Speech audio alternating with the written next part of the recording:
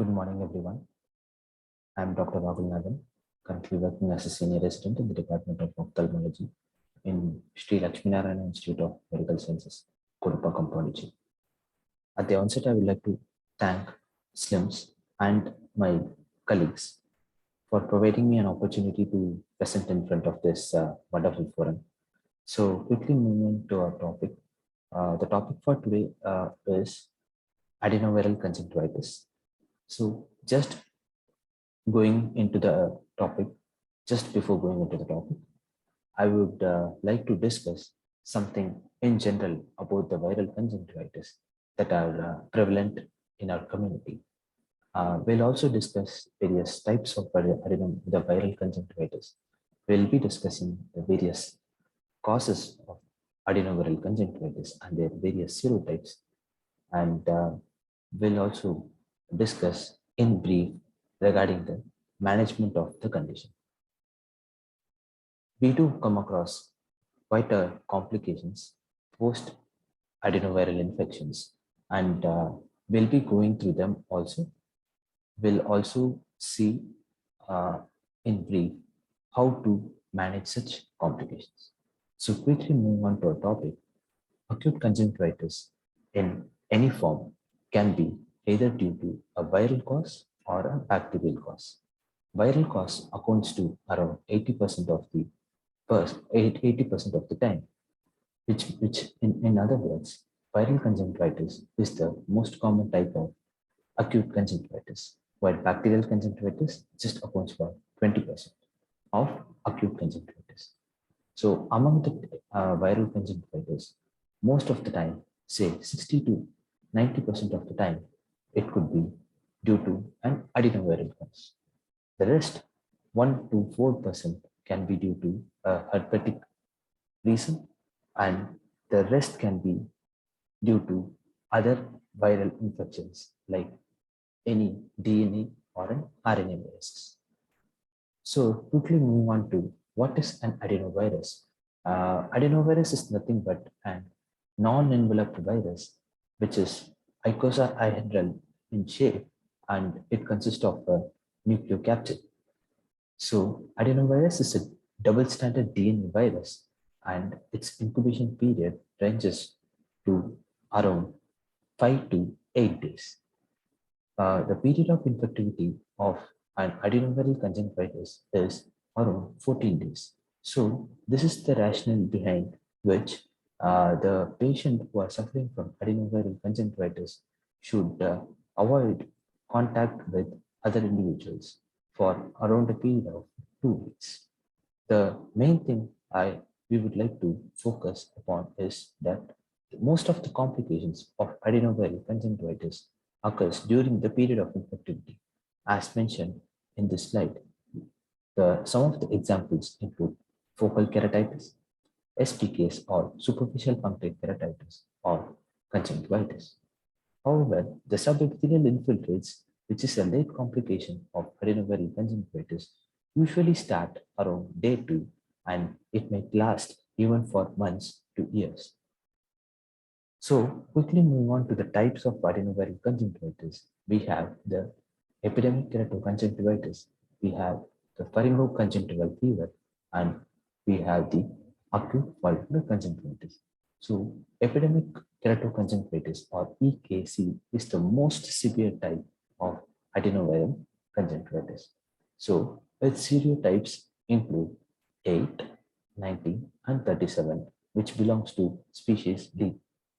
Epidemic conjunctivitis usually cause an ipsilateral preauricular lymph enlargement as well as tenderness along the preauricular lymph nodes. So it is important to palpate the lymph nodes, especially the preauricular ones, in patients with adenoviral conjunctivitis, as it in turn gives a clue that presence of a subepithelial preauricular lymph node would be due to a epidemic keratoconjunctivitis.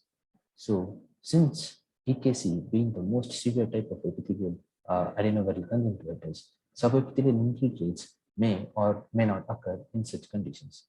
Most of these patients with EKC will develop conjunctival membrane formation.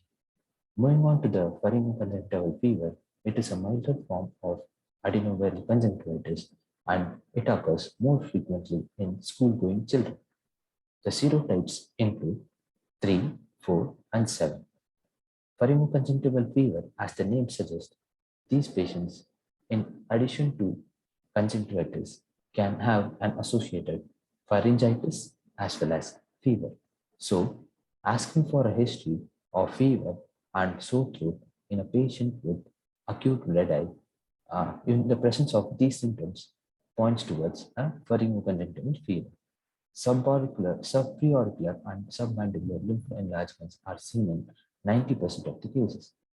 Fine punctate epitheliopaths are found in such patients. However, SCIs or sub-epithelial infiltrates are rare in such conditions. Moving on to the next type, the acute follicular conjunctivitis is the mildest form of adenoviral conjunctivitis and its serotype ranges from 1 to 11 and 19 as well.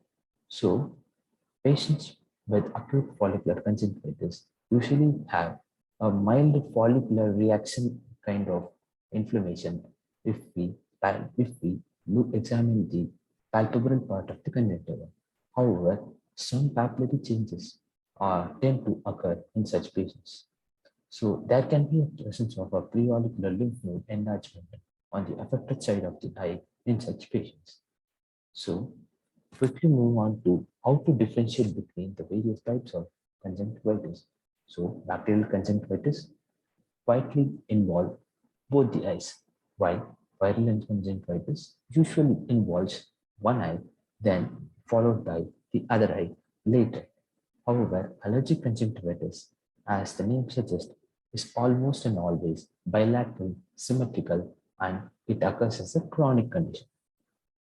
Moving on to the ocular symptoms, bacterial conjunctivitis, since the cause of the organism conjunctivitis is bacterial, they tend to produce more amount of pus or more amount which contains neutrophils, so which in turn leads to matting of the eyelashes as well as stickiness of the eyelids, especially when the patient gets up early in the morning. While viral conjunctivitis patients usually complain of a watery discharge because the pus cells or the neutrophils are not produced as vigorous as seen in a case of the bacterial conjunctivitis. However, patients with viral conjunctivitis can present with a foreign body sensation with the eyelid swelling or eyelid edema or an eczema. Allergic conjunctivitis patient usually complain of itchiness, especially in the upper part of the eyelids. However, these patients usually don't present with watering or any matting of eyelashes because discharge is unlikely to form in such patients. However, present in allergic conjunctivitis patients can have signs of atopy such as presence of allergic shyness around the eyes or presence of abnormal eyelid folds in the lower eyelid, which are also called as Denny Morgan folds. Quickly move on to the signs of various conjunctivitis. In case of bacterial conjunctivitis, as already said, these patients present with the purulent discharge and these patients will have follicles upon eversion of the eyelids. These patients usually will have sticky discharge which causes patient to unable to open his eyes, especially early in the morning. While, as already described, viral conjunctivitis usually presents with watery discharge. Yes, patients do have follicles in the upper lid. Along with the presence of follicles, patient can present with petechial hemorrhages in the palpebral part of the conjunctiva, along with intense lid swelling. A careful examination of the upper or lower lid can we can find a pseudomembrane formation. These membranes usually are found in the lower part of the eyelid, and upon removal of these membranes, there can be a mild bleed or a pit from the petechial or enlarged vessels which are present underneath the membrane. Since these membranes are false membranes, these membranes which are formed in viral conjunctivitis usually have filiform or finger-like projections into the underlying tissue. So, upon peeling of such membrane, there can be some amount of bleed, which is normal and which can be explained to the patient. While in the in allergic conjunctivitis, patients usually have multiple papillae, upon the upper lip, upon the palpable conjunctiva of the upper lip. Lymphadenopathy is usually absent in both bacterial and allergic conjunctivitis, while it may or may not present in case of viral conjunctivitis. Viral conjunctivitis due to a pharyngoconjunctival fever or due to an acute follicular conjunctivitis patient can present with an enlarged preauricular lymph nodes. So quickly moving on to how to before moving on to the management, how do we diagnose a viral conjunctivitis? The diagnosis of viral conjunctivitis is mostly clinical. However, in case of benefit of doubt, one can send a viral PCR of the tissue or the tears collected from the infected eye, and this can be processed in available laboratories where viral polymerase chain reaction for adenoviral conjunctivitis can be done. Presence of the presence of viral segments in the tears is a direct indicator that the patient is being infected with the viral conjunctivitis. However, the one cannot, one must not wait for the reports to come as the patient's, if the patient is not being treated adequately and on time, they can develop multiple complications, which we will be discussing in subsequent slides. So, how are we going to manage these patients? So, our management goals include reducing the subepithelial infiltrates which might occur in such patients. So, how are we going to do it? Yes, we can prescribe the patient a milder form of steroids in the form of loteprenol 0.5% 4 times a day. We can also give a lubricant in the form of 0.5% carboxymethyl cellulose 4 times a day to decrease the viral load in the conjunctiva as well as to remove the abnormal debris that has been formed in the eyelid.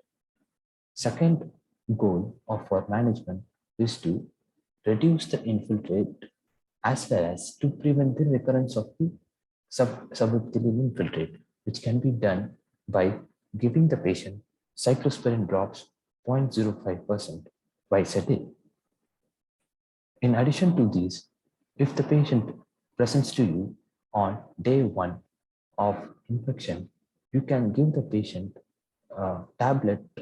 tablets like diclofenac combination in combination with serratiopeptidase 50 days to decrease the lid swelling.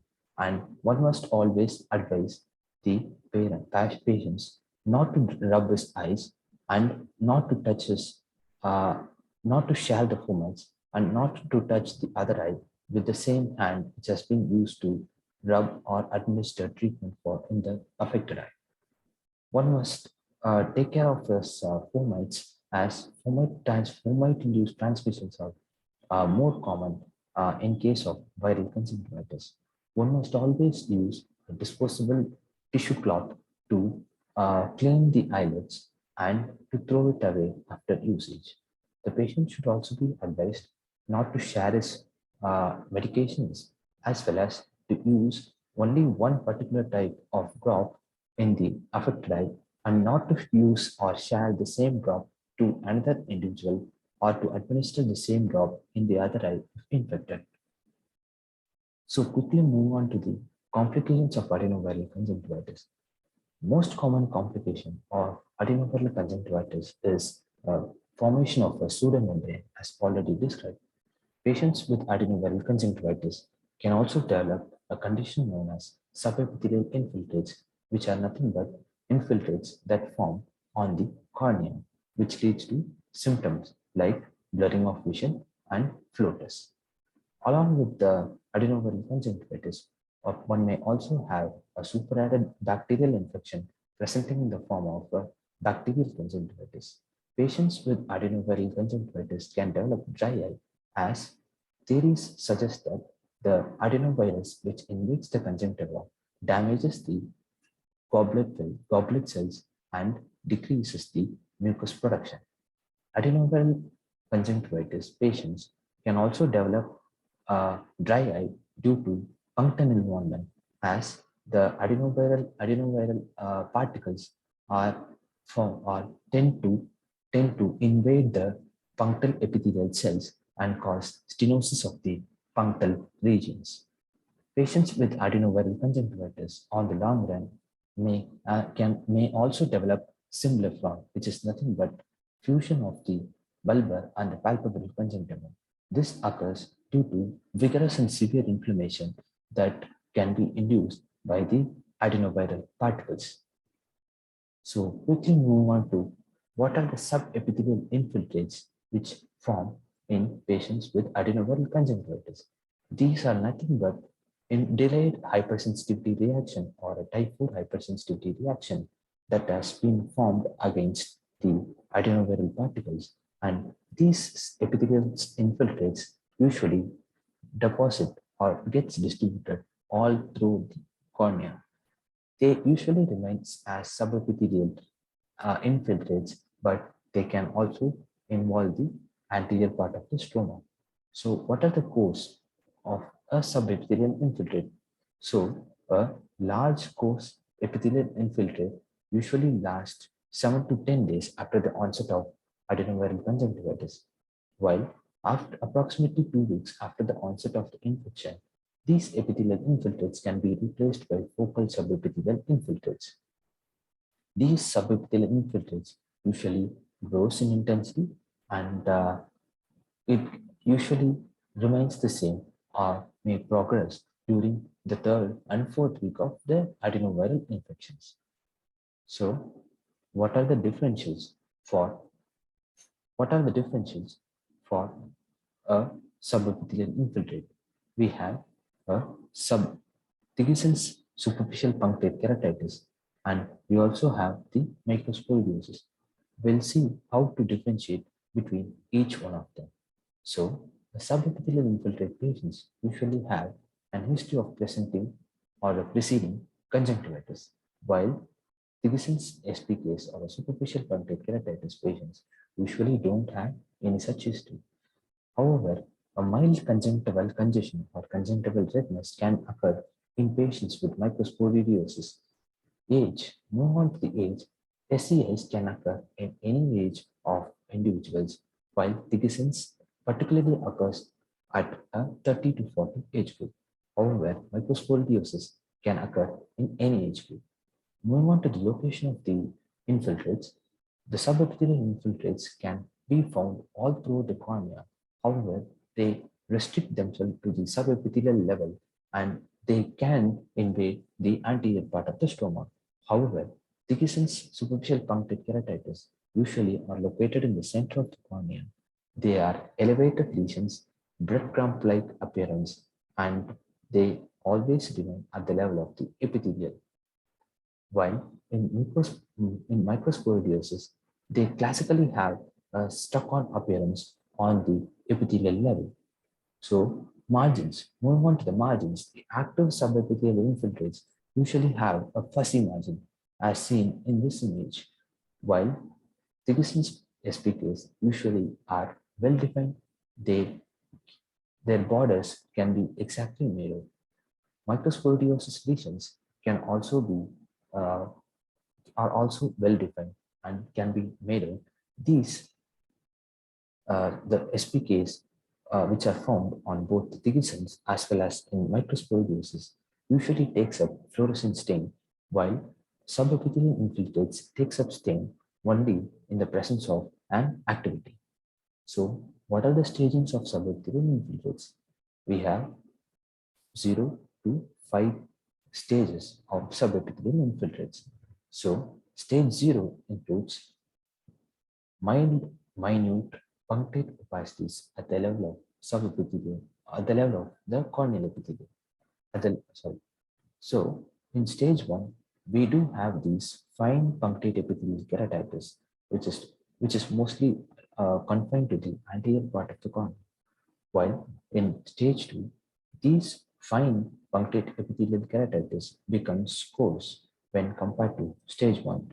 However, we can also see few adjacent fine punctate epithelial keratitis, while in case of stage 3, we only see uh, coarse granular infiltrates, that too within the corneal epithelium, and we in stage 3 it starts showing signs of subepithelial infiltrates, or which are also called as an early infiltrates. However, the PEKs that were usually present in the stage 2, from stage 0 to 2, gets diminished or gets disappeared slowly. In stage 4, we do see classical subepithelial infiltrates without presence of any punctate epithelial keratitis, while in stage 5, we see punctate epithelial granularity adjacent to and distinct from subepithelial infiltrates. So, what are the treatment strategies to prevent or to decrease the subepithelial infiltrates? So, yes, we can start the patient on topical steroids in the form of a high potent steroid like prednisolone or dexamethasone, or even a low potent steroids like loteprinol or uh, fluoromethanol will do good, will do benefit the patients. So, what are the indications to start a steroid in a patient with subepithelial infiltrate or a patient with adenoviral conjunctivitis? They include subepithelial infiltrates which are active in nature, or presence of a thick pseudomembrane, or in the presence of an iridocyclitis, which is nothing but an inflammation of the uvea, the ciliary body, or the iris. So, what are the side effects of starting a steroid in a patient with adenoviral conjunctivitis is that the adenoviral replication and delayed cell shedding can occur in patients who have been treated with steroids in adenoviral conjunctivitis.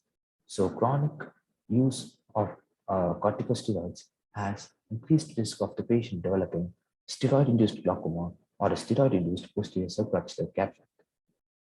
So, in order to prevent these side effects, we can go ahead and use agents like cyclosporine and tacrolimus, which are nothing but an immunomodulators. So, how does it act?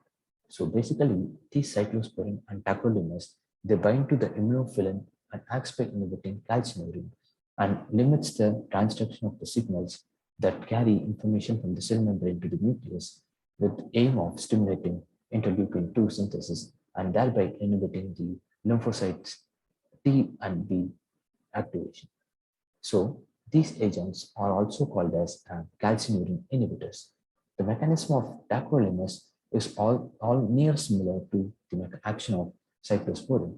So, but the disadvantage of cyclosporine or tacrolimus is that the effectiveness or the treatment strategy is usually started along with a steroid cover because these drugs, the effect of these drugs usually come after 3 to 4 weeks of starting them.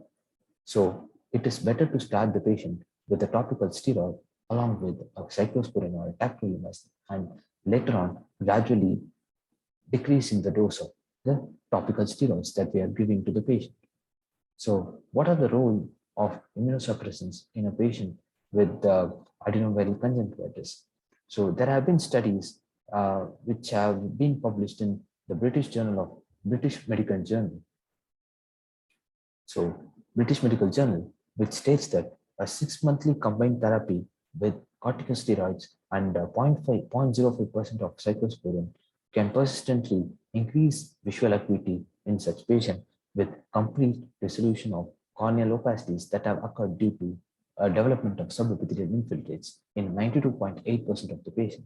However, this study has also shown that starting a patient with combined therapy can cause a prolonged viral shedding of the adenoviral particles, and use of a cyclosporine drop is always causes discomfort for the patient, as cyclosporine A causes mild stinging sensation or a mild burning sensation along with the use of cyclosporine.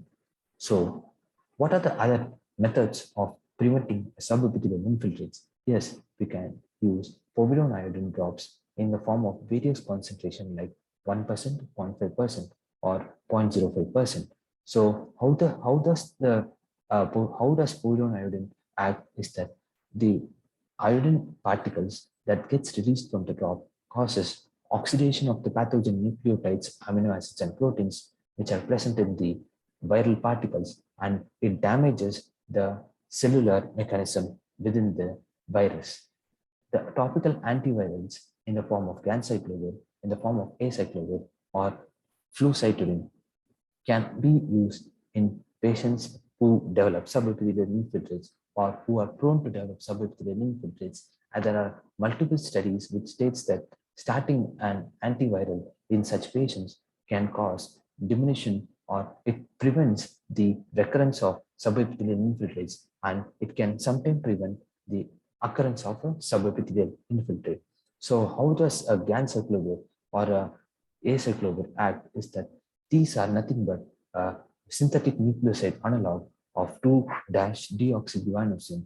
These antivirals usually inhibit the DNA polymerase enzyme, which are present in the viral particles, and thereby it inhibits the viral virus.